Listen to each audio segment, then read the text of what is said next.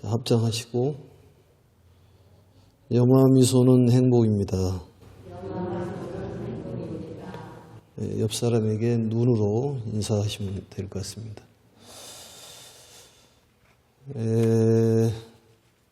불교에서 자비란 말을 많이 합니다. 이 자라는 것은 일체 중생에게 낙을 주는 것을 자라고 얘기를 하고, 큰 자를 대자라고 얘기를 합니다. 그리고 대비라는 것은 일체 중생에게 괴로움을 제거해 주는 것을 대비다. 그러니까 즐거움을 주고 또 괴로움을 제거해 주는 것이 자비라고 생각하시면 되는데, 이 자비와 인욕은 일체 복덕을 가져다 준다고 그렇습니다. 또한 이제 공의 자리는 이제 일체 지혜를 이루는데, 공이라는 것은 결국 텅 비게 만드는 것이 공이기 때문에 우리의 결국 수행은 마음을 비운 것이라고 볼 수가 있을 것입니다. 오늘은 419페이지 열제주에부터 할 차례인데, 전번 시간에 이어서, 왜냐하면 이제 문맥이 또 끊어졌으니까, 저번 시간에 부처님께서 안한존자에게 수기를 주는 그런 내용이 전번 시간 내용입니다. 그래서 큰 바다와 같이 가장 뛰어난 기억의 지혜에 의해서 자유자재하게 논의는 신통을 가지신 분이라는 뜻으로 산해해자재 통황왕열애라는 부처님께서 수기를 주십니다. 또한 이제 이 수기를 주시게 된 그 근거는 반드시 많은 부처님께 공양하고, 또한 불법을 수호함으로써 수기를 주신다는 그런 내용이 나오죠. 그리고 많은 보살들을 교화했다. 결국은 보살들만이 교화를 받는, 그게 바로 부처님의 가르침이라고 볼 수가 있는데, 수학무학 인기품에서는 모든 수기가 끝나고 이제 법사품에서는 이 보살이 등장을 하는데, 결국 이 보살이 돼야지만이 성불할 수 있는 내용을 알 수가 있습니다. 오늘은 이제 그 한량없는 많은 보살들을 교화하여 안욕따라 삼맥삼보리를 이루게 하리라. 산해해자재 통황 열애께서 이러한 역사적인 일을 불사를 하셨다, 그런 얘기입니다. 또 그 나라의 이름은 상립승번이며, 상립승번. 상립승번이라는 건 항상 상자의 설립자, 이길승, 이 기번인데, 넘어지는 일이 없는 승리의 깃발을 가졌다, 이런 뜻입니다. 상립승반이란 말은, 승번이란 말은 이름이 상당히 괜찮더라고 보니까. 회사 이름을 짓는 것도 상립승번으로 지면은 넘어지지 않는 회사가 될 것 같다는 생각을 해봤습니다.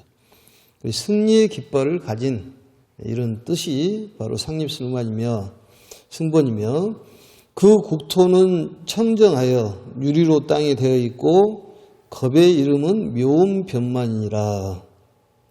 그 땅이 깨끗해서 항상 유리로 되어 있다. 부처님의 세계는 이제 유리로 되어 있다는 얘기는 보석으로 되어 있다는 얘기입니다. 그러니까 우리가 좋아하는 뭐 다이아, 뭐 사파이어 이런 것들은 부처님 세계 가면은 보도보록으로 쓰고 있다는 걸 알 수가 있습니다. 극락세계에 가더라도 이러한 보석은 우리가 받고 다니는 그러한 보도보록에 해당합니다. 그렇지만 우리가 귀하기 때문에 이제 그게 드물게 있기 때문에 귀하게 씁니다만, 극락세계나 부처님 세계에 가면은 아주 널려 있는 것이 그런 보석이라고 생각하시면 됩니다. 이 묘음변만이라는 뜻은 마음에 꼭 맞는 아름다운 목소리를 울려 퍼지게 하는 그러한 뜻입니다. 묘음변만.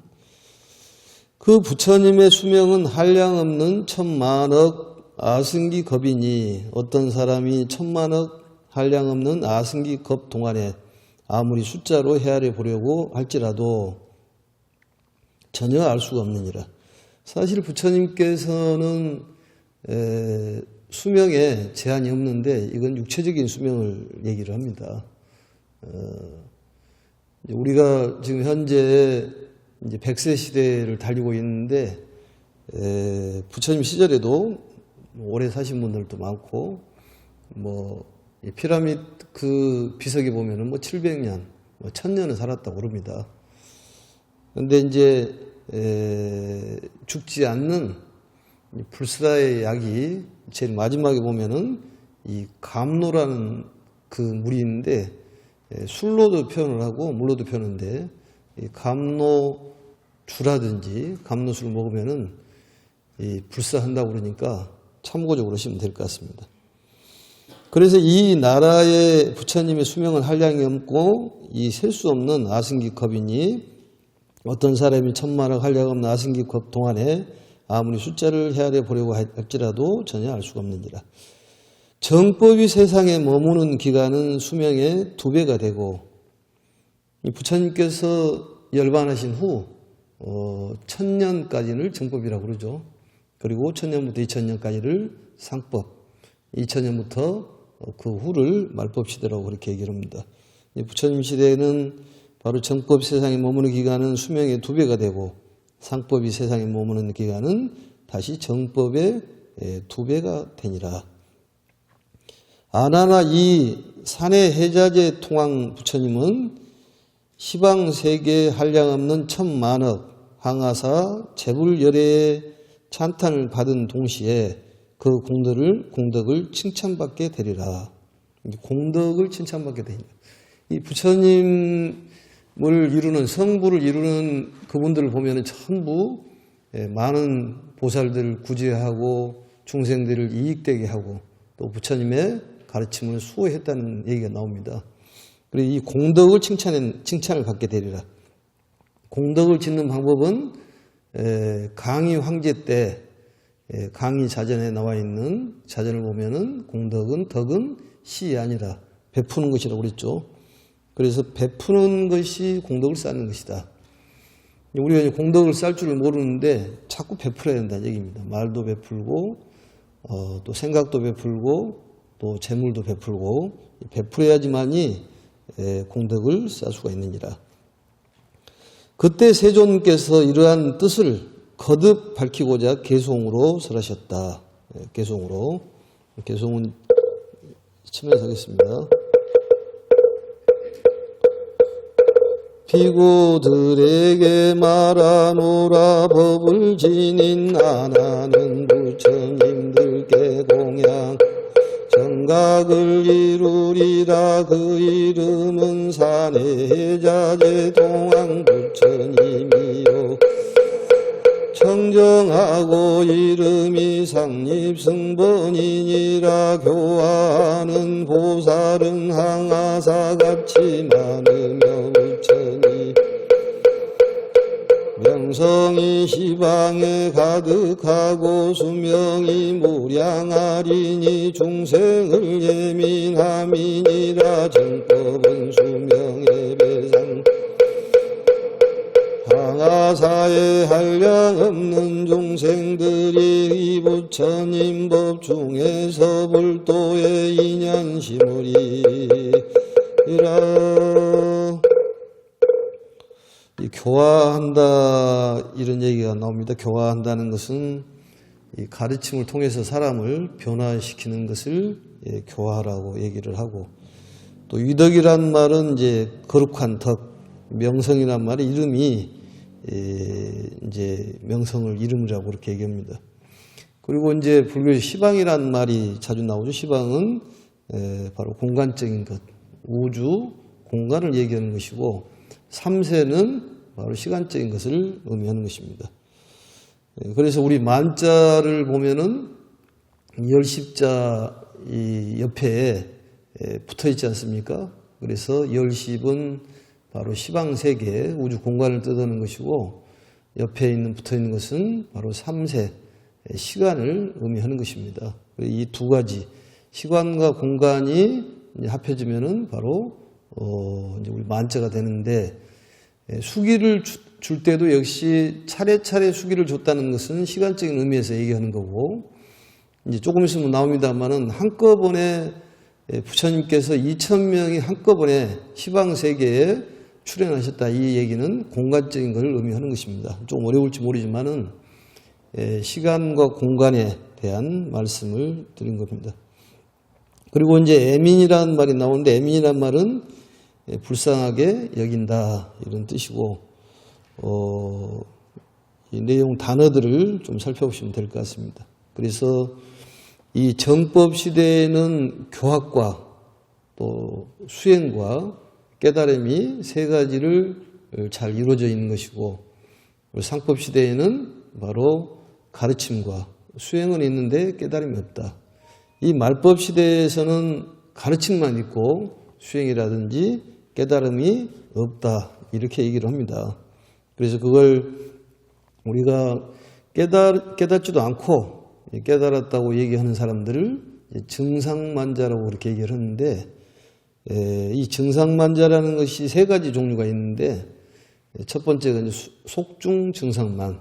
속중 증상만자라는 건 뭐냐면은 이 속세간 대중이 불교에 대한 것을 아는 척하고 악구매리 입으로 뭐 험담하고 꾸짖고 이런 그러한 무리를 바로 속중 증상만자라고 얘기를 합니다.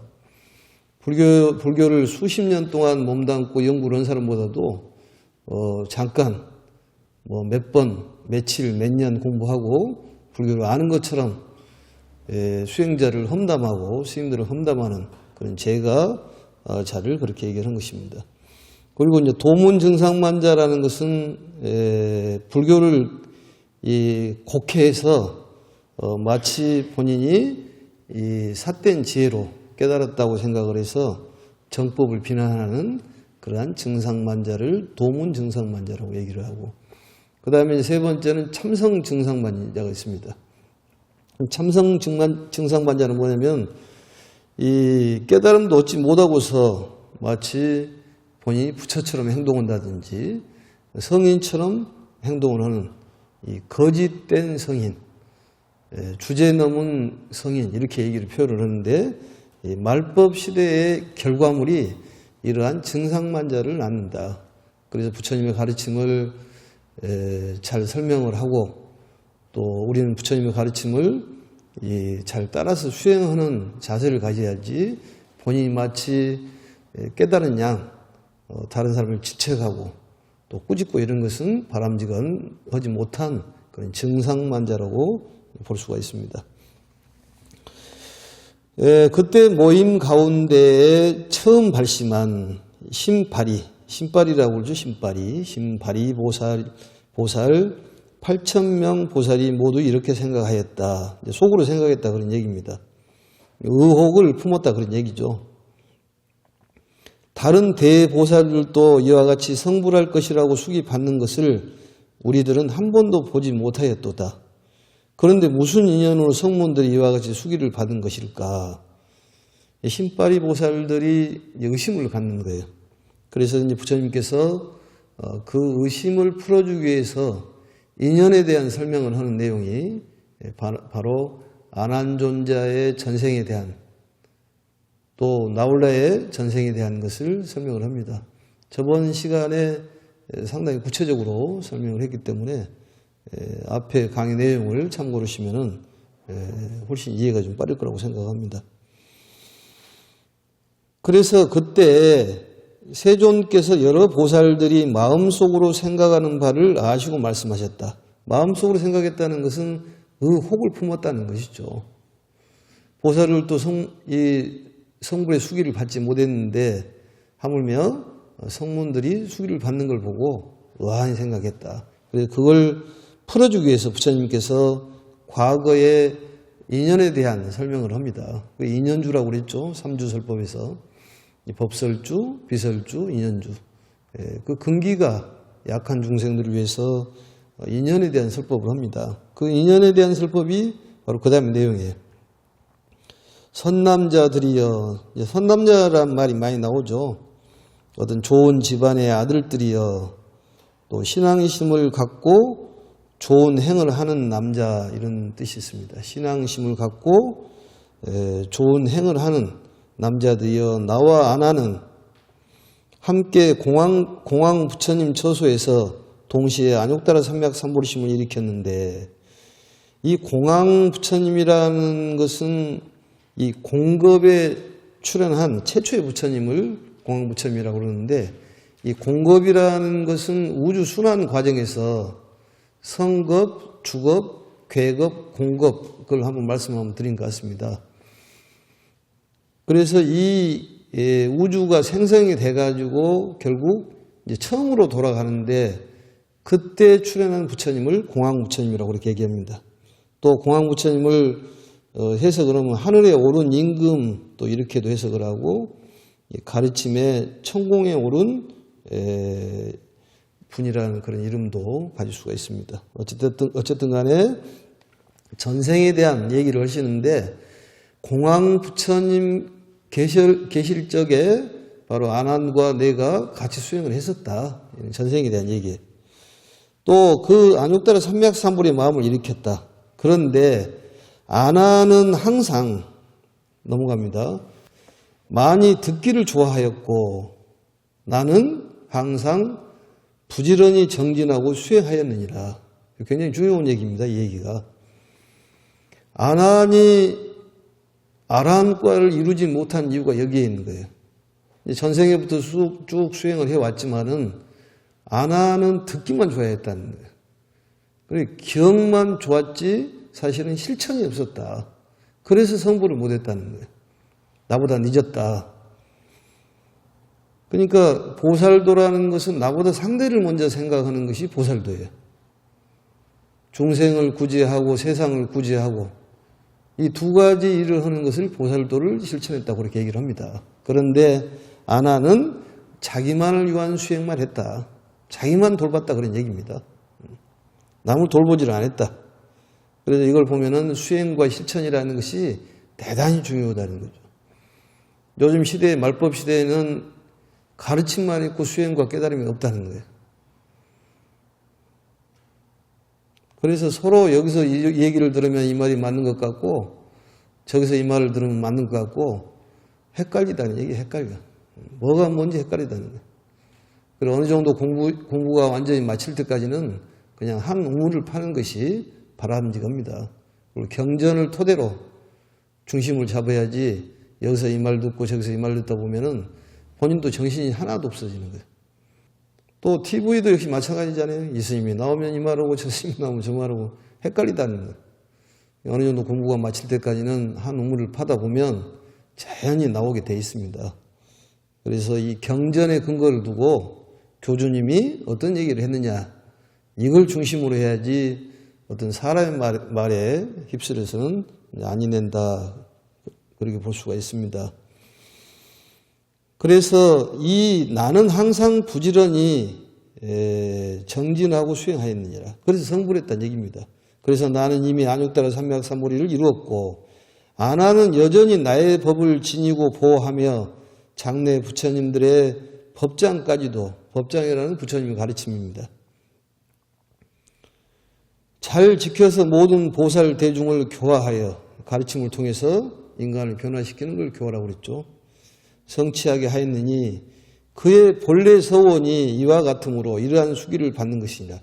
본래 서원이 바로 부처님의 가르침을 듣기를 원했다 그런 얘기예요. 그래서 이 생에 태어나서도 똑같은 부처님의 제자 돼가지고 다문제일로 부처님의 가르침을 많이 듣는 것으로 이 수행을 해왔다 그런 얘기입니다. 그러니까 서원이라는 것은 대단히 중요해요. 발언하고 서원하고는 달라요. 발언은 어떻게 해주세요 이렇게 원을 일으키는 거고 서원은 제가 어떻게 하겠습니다 이런 얘기예요. 보살들의 공통적인 서원은 사공서원이죠. 중생을 구제를 하고 번뇌를 끊고 법문을 배우고 불도를 이루고 모든 중생들을 그렇게 해주겠다는 얘기입니다. 그리고 그 다음에 내가 하겠다는 것이죠. 자성중생, 자성번뇌, 자성법문, 자성불도가 결국 나보다도 상대를 먼저 구제하고 그 다음에 내가 구제의 대상이 되겠다. 이게 바로 공통적인 보살들의 서원입니다. 거의 맹세예요. 그게. 우리도 서원이 필요한 것이죠. 서원을 잘 세워놓으면 전생을 기억을 한다고 그러지 않습니까? 나중에. 안하는 부처님 앞에서 직접 수기를 받고 그 국토의 장엄함을 듣고 나서 그가 발언한 것이 다 성취되어 마음에 크게 기뻐하여 일찍이 없던 희유함을 느끼며 곧 헤아릴 수 없는 과거 천만억 모든 부처님들의 법장을 기억하여 통달하니 막힘이 없어 마치 지금 듣는 것과 같았으며 또 자신의 근본 서원까지도 알게 되었다. 수기를 받고 나서 모든 것이 해결이 된 것 아니겠습니까? 근데 여기서 보면은 사실은 안한존자가 500제자보다도 더 뒤에 수기를 받잖아요. 근데 10대 제자인데 500 그런 수행자보다 더 늦게 받는 것은 치는 사람을 굉장히 어렵게 생각하는 것이죠. 나홀라도 역시 마찬가지입니다. 나홀라도 10대 제자에 들어가지 않습니까? 10대 제자라는 것은 그 많은 제자들 중에서도 가장 뛰어난 제자가 10대 제자예요. 근데 희한하게 다른 종교의 제자는 12명인지 아는데 우리 불자들은 부처님의 제자가 10명인 줄 잘 모르더라고요. 참 불가사의한 일이지만은 부처님의 제자는 가장 뛰어난 제자가 10제자예요. 10대 제자입니다. 거기에 보면은 각자 특질이 있잖아요. 특기가 있고 우리도 역시 마찬가지로 특기가 있습니다만 여기서 보면은 안한존자는 이 법장을 부처님의 가르침을 기억하여 통달하고 막힘이 없었다. 그래서 마치 지금 듣는 것처럼 아주 생생하게 기억을 하셨다 그런 얘기예요. 우리가 10년 전의 얘기를 지금 얘기하면 지금 얘기가 되지 않습니까? 20년 전의 얘기를 쭉 듣다 보면 지금 얘기 같아. 근데 알고 보면 20년 전 얘기예요. 그러듯이 이 기억력이 뛰어나가지고 예전 얘기를 지금 그대로 기억을 한다는 것이지. 기억이 뛰어나면 굉장히 유리하죠. 공부를 하는데도 금방 습득이 되기 때문에 굉장히 뛰어납니다. 거기다가 실천을 하면은 아주 금상첨화가 되는 것이죠. 근데 여기는 실천력이 좀 약하다는 것입니다. 그때 안한이 개송으로 살이었다. 짧지만은 그냥 해보겠습니다. 세존께서 매우 희유하사저로 하여금 지난 세상 한량 없는 부처님의 생각나게 하오시니 마치 지금 듣고 있는 단 하나이다. 저는 이제 전혀 의심 안주하게 되어 싸우니 방편으로 시자가 되어 모든 불법을 지키오리이다. 이 방편으로 시자가 되었다. 결국은 시자란 말은 조수다 그런 얘기 아니겠습니까? 결국 이타 실천은 부처님의 조수라는 거예요. 그러니까 이 방편이라는 것이 대단히 중요한데 방편으로 시작이 됐다. 이타 실천은 바로 부처님의 조수다고 볼 수가 있습니다. 이 옛날부터 불도에 힘쓰는 것에는 크게 세 가지 길을 겸해야 한다고 그렇게 얘기를 합니다. 이 불도를 힘쓰는데 세 가지를 힘써야 한다. 그거를 뭐라고 하냐면 문사수 수행이라고 해요. 그래서 부처님의 가르침을 듣는 학습이 중요하다는 것이죠. 불도를 공부하는 데는 반드시 세 가지가 필요해요. 첫째적으로 이제 듣고 학습을 해야 돼요. 배우고 익혀야 된다는 얘기입니다. 그러니까 듣고 마는 것이 아니라 계속 반복적으로 학습을 해야 돼요. 두 번째는 뭐냐? 사색을 해야 된다는 것이죠. 마음으로 곰곰이 생각을 해봐야 돼. 이게 도대체 무슨 뜻이냐? 왜 부처님께서 이런 말씀을 하셨을까? 세 번째는 실천 수행을 얘기하는 거예요. 실천 수행, 실행을 얘기하는 것입니다. 이 세 가지를 문사수 수행이라고 해요. 그래서 항상 듣고 그 다음에 사색을 하고 그 다음에 실천을 해보는, 이게 바로 이 옛날부터 불도에 힘쓰는 것에는 이 세 가지에 힘쓰면은 바로 삼해락에서 지혜가 열린다, 이렇게 얘기를 합니다. 밑에서 보시면 넷째 줄, 그때 부처님께서는 나홀라에게 말씀하셨다. 이제 나홀라에게 수기를 주는 내용입니다. 너는 오는 세상에 반드시 성불하리니 부처님 이름은 7가지 보배로 된 붉은 연꽃을 밟고 넘어가는 분이라는 뜻으로 이 도 7보와 열애, 7가지 보배로 된 붉은 연꽃을 밟고 넘어가는 분이다. 홍련하다는 얘기죠. 붉은 연꽃은 도 7보와 열애가 될 것이다. 그리고 나머지는 당연직으로 따라가는 것이잖아요. 응당히 공양할 분이다. 두루두루 바르게 하신 분이요, 바로 학식과 행이 완성되신 분이요, 또 열반의 세계를 잘 가신 분이요, 세상의 일을 혼이 아시신 분이요, 위없는 스승이시요, 모든 이 세상의 중생을 잘 길들이신 분이시요, 천상교 인간계의 스승이요, 그 다음에 눈을 뜨신 분이요, 불, 세상에서 가장 존귀한 분이시라는 10가지 명호를 받게 되어 있습니다. 불세존이니라 시방세계 먼지 티클 수처럼 많은 부처님들께 마땅히 공양하고, 또 얘기 나오잖아요. 많은 부처님들께 공양하고, 그게 조건이 들어가는 거예요. 그리고 불공이라는 것이 참 필요합니다. 그래서 부처가 되기 위한 보살령을 할 때 8가지의 자금, 재산이라는 거 있어요. 그게. 그걸 칠성제라고 그럽니다. 성이 되는 7가지의 재물. 첫 번째가 뭐냐? 신심이라는 거예요. 신심. 그 믿음이 재산이라는 거죠. 그 다음에 두 번째는 정진, 굳세게 나가는 것이요. 세 번째는 계율을 지키는 거예요. 7 부처님의 공통적인 계율이 중성, 봉행, 재학막작, 자정기, 시제불교라고 그러지 않습니까? 그러니까 결국은 선을 행하고, 많은 선을 행하고 악을 막는, 그게 바로 계율입니다. 그리고 참계, 이 허물을 자꾸 뉘우치는 것이 성인이 되는 지름길이에요. 네 번째는 문사라고 그래서 자꾸 버려라는 것이지, 버려야 된다는 거예요. 결국은 우리가 버려야 됩니다. 근심, 걱정 버려야 됩니다. 미움도 버려야 돼요. 게으름도 버려야 돼요.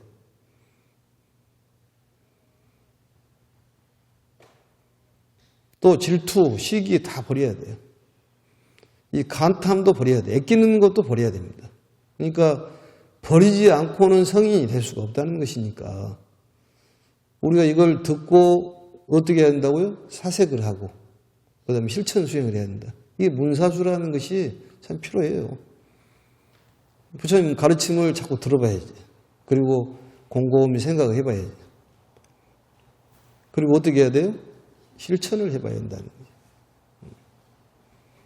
실천을 안 하면은 열매를 맺지는 않습니다. 꽃이 활짝 피어야 되는데 꽃이 안 피우면은 열매를 맺지를 못합니다. 그래서 연꽃도 아직 꽃이 피지 않는, 이게 봉우리로 이렇게 봉우리로 되어 있는 연꽃을 굴마라라고 하잖아요. 굴마라. 완전히 꽃이 피면은 분다리. 꽃이 피어야지만이 열매를 맺는 거예요. 이제 시들은 연꽃을 가마라라고 하잖아요. 가마라. 연꽃도 세 종류가 있는 거예요. 사람 인생 살아가는 데도 마찬가지예요. 봉오리만 맺어가지고 피지 못하면 열매를 맺지를 못하죠. 그러니까 활짝 핀다는 것은 실천을 얘기하는 거예요. 그래서 이 법화경이라는 것은 연꽃 중에서도 활짝 핀 연꽃을 떠드는 것입니다. 실천이 굉장히 중요한 것이죠. 그 열매를 확실히 맺을 수가 있기 때문에. 그래서 부처님께서는 마땅히 공양하고, 거기 문사 버리고, 6번째는 이 부처님이 되기 위해서 보살령을 할 때 7가지의 자금, 공덕, 부처님이 되는 재산을 얘기하는 거예요. 칠재라고 얘기했는데 인욕이 필요하다. 인욕이. 자비와 인욕은 복덕이 생긴다고 그러지 않습니까? 그리고 흔들림이 없는 마음, 선정. 이 7가지를 칠성예라고 해요. 성인이 될 수 있는 7가지 재물이다 그런 얘기입니다. 보이지 않는 자금이지.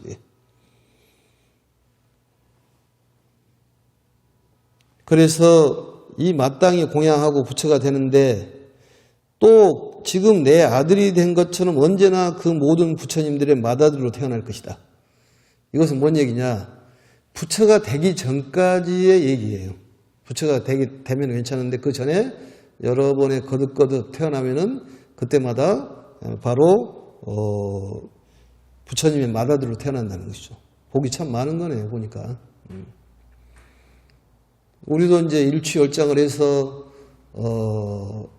극락 아니면 부처가 되고 우리는 이 즉신성부를 주장하지 않습니까? 이 생에 편안하게 즐겁게 살자는 것이죠.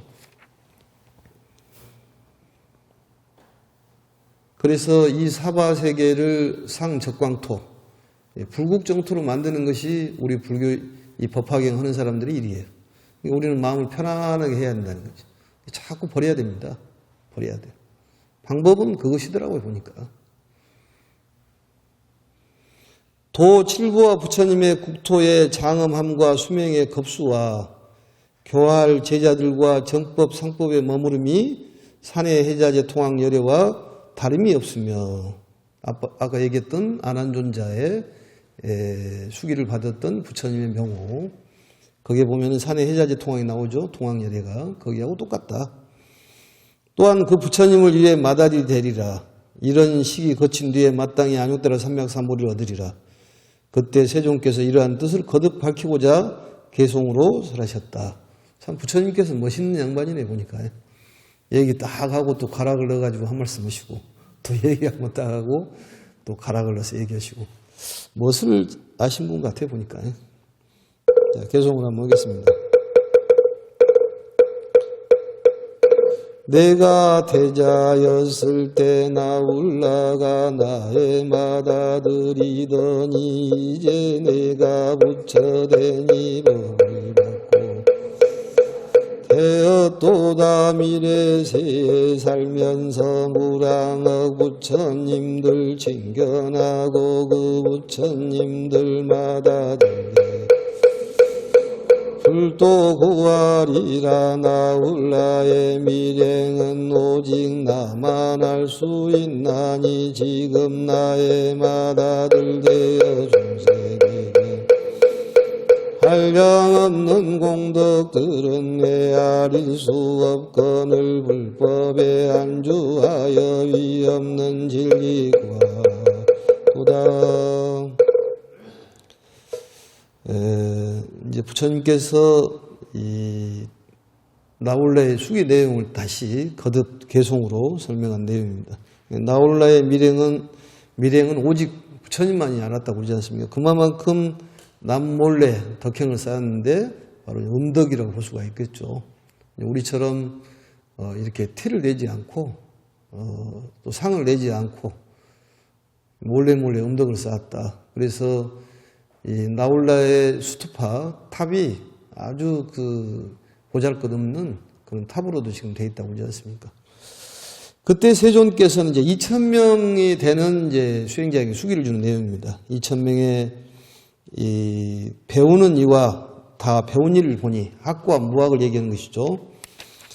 그 마음이 부드럽고 고요하며 청정하여 일심으로 부처님을 우러러보는 것을 보시고 부처님께서 안한에게 말씀하셨다. 안한에게 말씀하시는 것이죠. 이 유연이라는 말이 나오지 않습니까? 유연. 유연이라는 말이 나오는데 이 마음이 순박하고 훌륭히 진리에 수순할 수 있는 부드러운 마음을 가지는 것을 유연이라고 합니다. 그래서 이것은 불교도의 최대 특질이라고 하잖아요. 유연이란 말이. 그래서 이 유연의 마음을 불자는 가져야 한다는 얘기입니다. 이 유연이라는 것은 마음에 어떤 장애가 없는 것을 유연이라고 해요. 부드러운 마음이라는 것은 화합을 하는 장애가 없다는 것이죠. 그리고 고요한다 그 말은 온갖 번뇌를 떠났다. 청정하단 말은 더러움을 벗어나서 깨끗한 마음을 청정이라고 합니다. 더러움을 벗어나면 깨끗하죠. 번뇌를 벗어났다는 얘기죠. 그리고 부드럽고 고요하며 청정하여 이 세 가지의 조건으로 인해 가지고 일심으로 부처님을 우러러보는 것을 보시고 부처님께서 아난에게 말씀하셨다. 너는 여기 배우는 이와 다 배우는 2,000명을 보느냐? 아니 보느냐? 예, 보고 있나이다. 마치 우리 불교에서 보면 선문답 하는 것 같지 않습니까? 보고 있느냐? 예, 보고 있습니다. 아니 보고 있느냐? 이렇게. 이것은 이심전심의 문답이라고 볼 수가 있습니다. 아난존자와 부처님의 이심전심의 문답이다. 아나나 저 사람들은 마땅히 50세계의 먼지 티클수처럼 많은 부처님께 공양하고 공경하고 존중하며 법장을 지녀 보호하다가 마지막 몸을 받아 동시에 시방세계에 각각 부처님을 이루리라. 여기서 동시에 시방세계에 각각 부처님을 이루리라. 이것은 공간적으로 무한한 부처님의 그 출현을 얘기하는 것입니다. 전번에 얘기했던 차례차례 부처님이 이루어진 거 아니라 여기서는 2,000명이 동시다발적으로 출현한다는 거예요. 동시다발적으로. 그러니까 이제 똑같다는 것은 이 진리가 이 세상을 다스린다. 이렇게도 볼 수가 있습니다.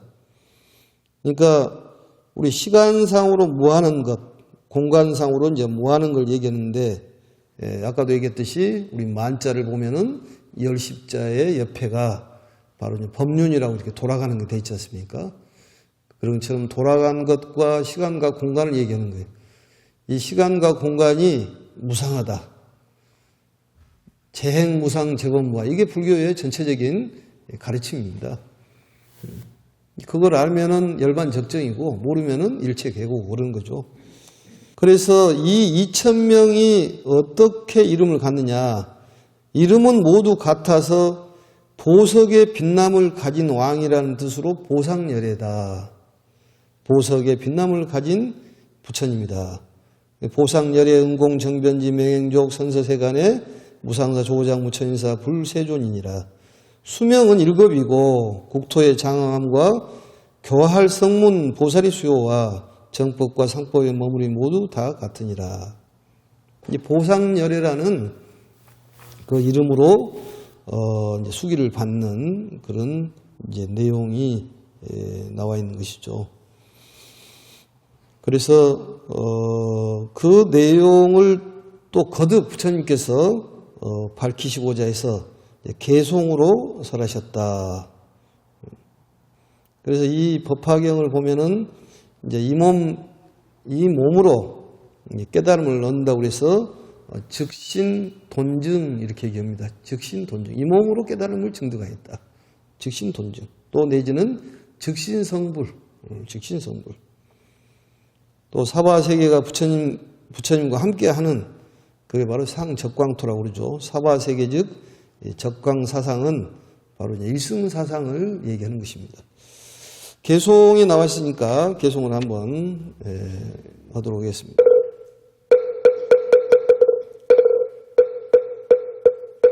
지금 내 앞에 2,000의 성문들에 모두 숙이 주어 미래세의 성불하리.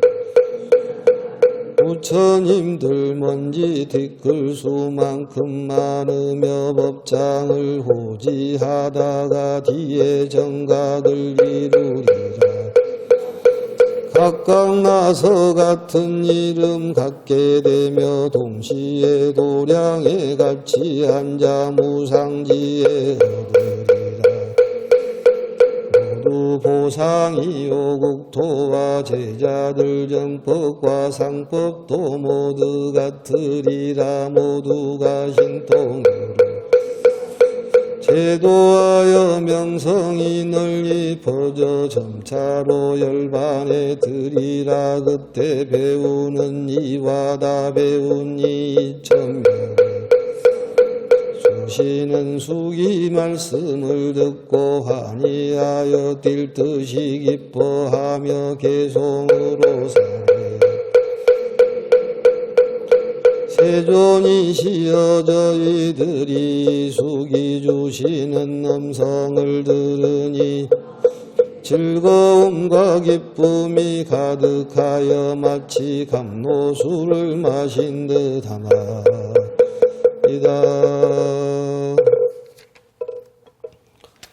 거기 뒷부분에 이제 그 사구개송이 있죠.